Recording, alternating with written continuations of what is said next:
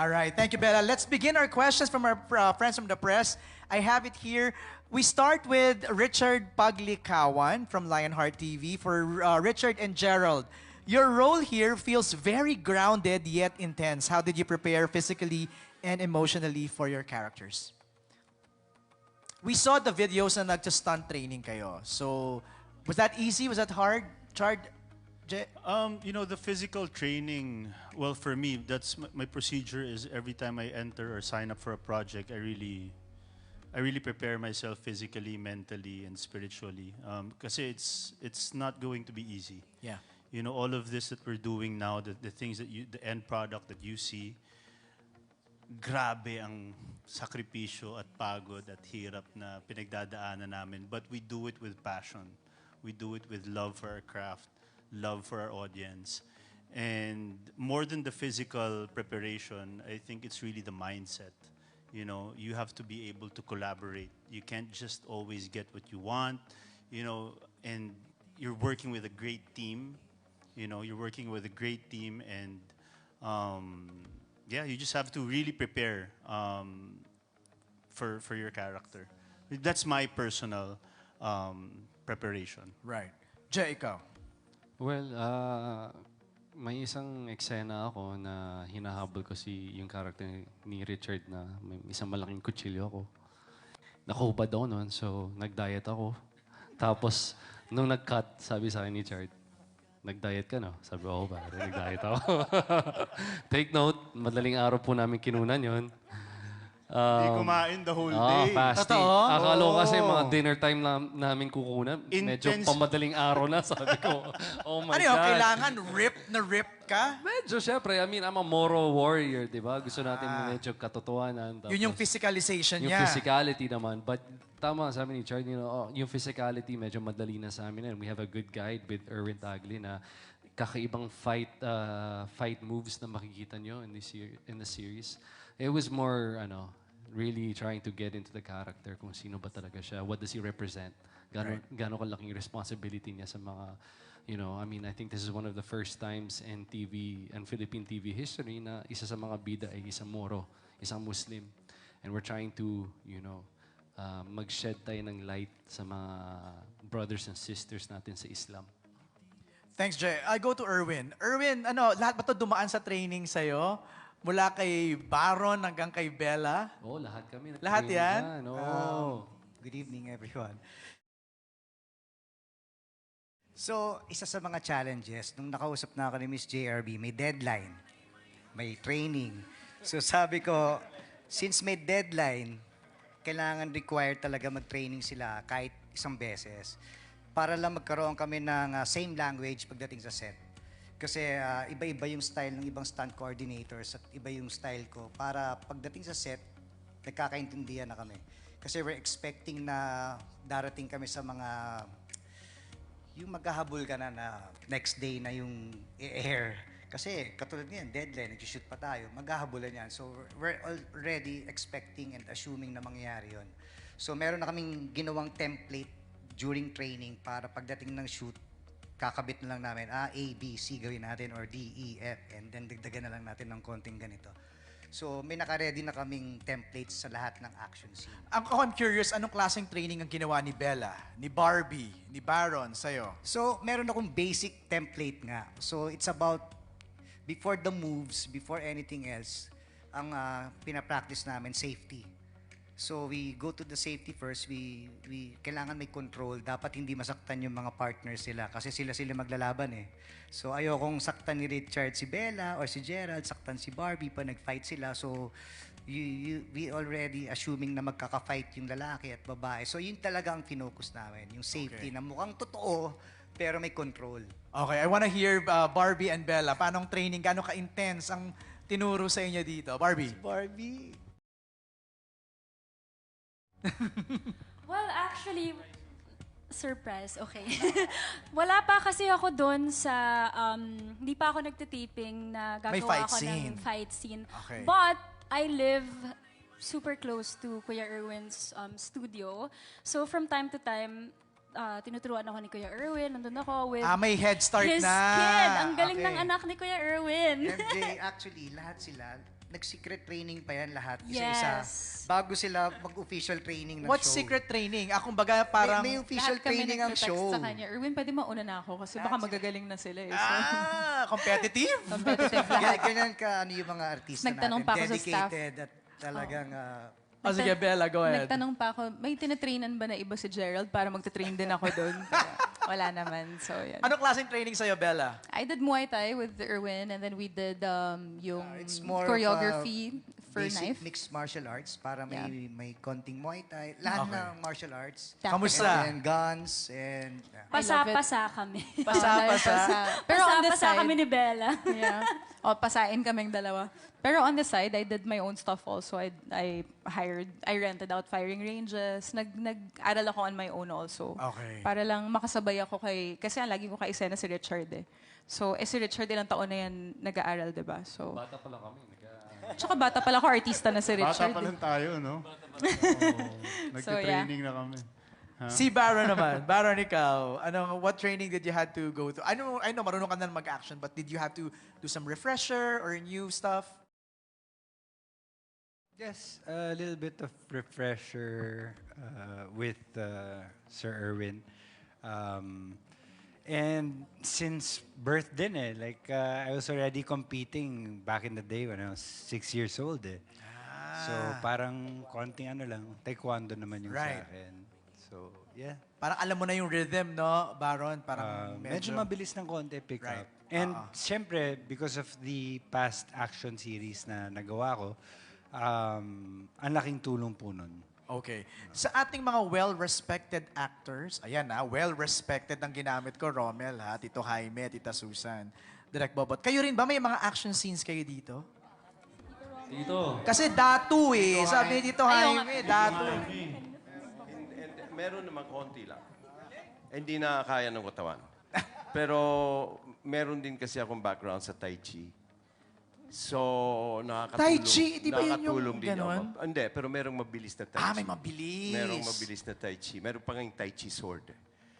So, in other words, ang importante para sa akin kasi pag magkukuha ka yung legs mo Yung legs ang pinaka-importanting parte ng katawan pag mag-a-action ka. So, yun basically yun ang exercises ko is geared towards that. Direk Bobot, ikaw, did you have to, learn? Hindi ko pa alam, pero kaya ko pa naman. Kaya ko pa naman. Nag-action-action din ako nung mga bata pa ako, pero siguro kaya ko pa rin mag-action kung bibigyan ako. Nice. Ayan na, narinig na ng mga directors. Mukhang bibigyan ka na niyan. Rommel, did you have to? Oh yeah, of course. Kasi you're... Oo, meron Okay, naman. action Oo. star yan. Pagka may mga eksena, Lover boy pa. liver lover boy. Naisingit pa yun. Oo, tsaka, may mga eksena na nakakasama naman ako ng mga action. At hindi naman nawawala sa katawan natin yan Lalo na pag inutusan tayo ng mahal sa buhay nating mag-action sa bahay. Mag-a-action Oo, ka. lahat ng ayaw nila, ginagawa ko pa rin Ayaw nila maglaba, maglalaba ako. Okay. Tita Susan, ikaw ba? Meron ka bang action scenes dito? O wala naman? Wala naman. Okay. Pero si Tito Sun, yung first scene namin actually, yung nagkasama kayo sa first scene namin, napaka-intense, napakahirap na hindi ko sasabihin ano yun, Okay, pero okay. abangan nyo, So, wala pa yun? napakahirap na pinagawa sa kanya. Sobra. I think si Direk FMR yun, di ba? Sobrang hirap nun. Actually, naawa na ako. Sabi ko, ang hirap yan kasi medyo on the spot din. But we had a consultant. Hindi ko sasabihin ano ang eksena yan, pero abangan po nyo sana.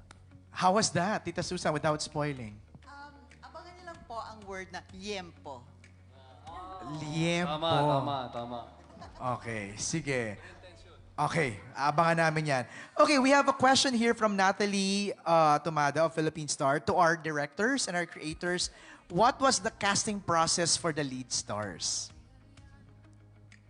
Ano ang naging pitch nyo for Richard and Barbie for them to work on the same project for the first time? So how was the casting process? Ano bang nauna? Kwento o cast? Cast. So it was a project for Richard and Gerald. JRB, please use a microphone. First challenge. JRB. Richard and Gerald. Yeah, that's the first. So yun ang sinabi una, JRB sa'yo. You have a Richard Gerald serye. Yes, Okay. yes. And yun na. Oh, I remember this, the meeting. Yeah, imagine, Sa di ba? 15th floor, yeah, oo. Imagine, sa parang si Tita Cory, grabe. Ay, naka Tita Cory. But you know naman, Tita Cory, she always naman, ginaguide naman niya kami. But syempre yung task talaga, I want, yun. Tapos then came Bella. Then came, syempre, yung Barbie namin. And then came Felix. And then, lahat na. But, I forgot lang, hindi nasabi nyo kanina, lagot kayo sa akin. I just want to give credit to Varda, our makeup head. Why? I told you, kayong dalawa. Because the idea came from her. Her. Varda kasi. Yeah, the idea Sa came. kanya? Yeah, it's just an idea. He got us sa napakagandang image ng Vinta. Kasi 'di ba, after Tita Cory told us na maggawa ng show para sa dalawa, namumroblema kami. Pag upo namin, taping pa ng Sins of the Father yan, finale. So itong si Bob Varda, ang ganda. JRB think Vinta. Nakuha lang niya kami sa Vinta. Yun yung idea. Kinuwento niya sa akin ni Varda yan nung bumisita ako sa Di set. ba, Marisa, magkakasama? Oo. Yun, so that's true. So yun, nag-spark na doon yung kwento. So it just goes to prove na, di ba, yung parang walang may monopoly ng idea. So even the slightest, idea, pwede mong palakihin and sa tulong-tulong ng lahat, di ba, nabuo. Here we are. Ang ganda. So, Diba? yun. May next challenge yun naman ako kay Tita Cory. Paano i-sustain Tita Cory? O, di ba tapos na yung mga challenges kanina, pero andun pa rin si JRB, di ba? Sa challenges. Pero ganun talaga. Marami talagang pagdadaanan na pagsubok ang isang teleserye. Kasing laki ng Blood versus Duty. Okay. We have a question here for Bella Padilla from Reggie Bonoan. Reggie from Bandera, Bulgar, and Malaya. Bella, first time mo bang gumawa ng action series? Nakaka-excite pa ba ito kumpara sa rom-com? At paano mo i-rate ang sarili mo bilang action star? Naku. Lalo na sa mga mahihirap na eksena. Actually, hindi naman pala first action kasi nasa probinsyano ako nung kakabalik ko lang sa ABS-CBN. And you did 10,000 hours? I did 10,000 hours, but that's a movie. So, hindi naman siya first, but I didn't have action scenes in probinsyano. Mas nasa drama side ako. Kung yung rating as an action star, I think kailangan ko itanong kila Direk. Kasi hindi ko pa alam eh. Thank you, Direk. Direk, 10 daw sabi ni Direk Direk, Bijoy sabihin mo sa mic, Direk, para marinig nila. Huwag mo ikwento. Ang favorite ko pala na nakunan ko yung car scene. Parang mas gusto ko maging car driver na lang. Oo, stunt na car driver. Oo, mas exciting pala yun. Pero you felt comfortable with action, Bella? Yeah, I mean, I've been doing Muay Thai since I was 16 dahil sa family namin. Si Tito Robin ay pinag-Muay Thai kami bata pa lang. So kami magpipinsan, nag-Muay Thai kami dati. Tumigil lang ako, I think, nung naging active na ako sa pag-artista. But nag-airsoft kami dati. So marunong rin kami humawak ng baril, mag-assemble ng baril. So it's not the first time I'm doing something like this naman. But syempre, I wanted to look the part also. So yeah. Thank you, Bella. Another question from Reggie for Richard. Paano mo ikukumpara ang Blood versus Duty sa Incognito sa lahat ng mga bagay? Story, action, etc. At maraming locations din ba ang mapapanood dito? Kasi in Incognito, parang you venture to different places. Yeah, it's hard to compare. It's totally different show, I think. With Blood versus Duty, we really wanted to focus on the storytelling, the journey of each character.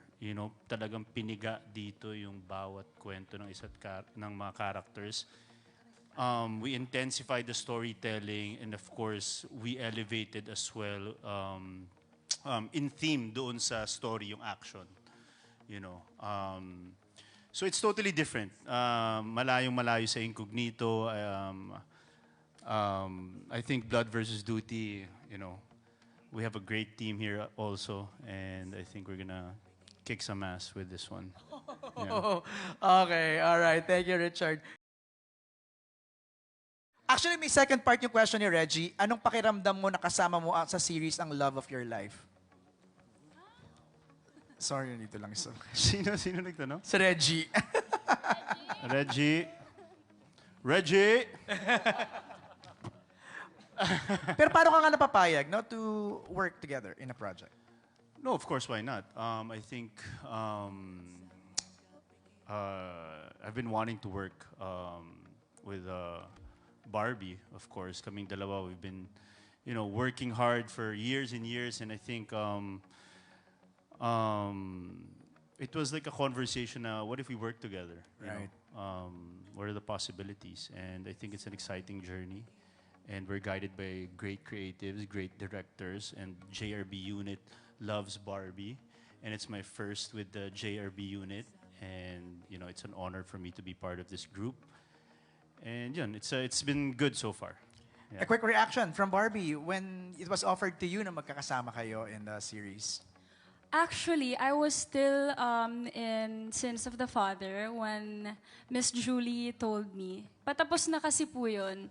Tapos sabi ni Miss Julie, lumapit siya sa akin, sabi niya, may show tayo ulit.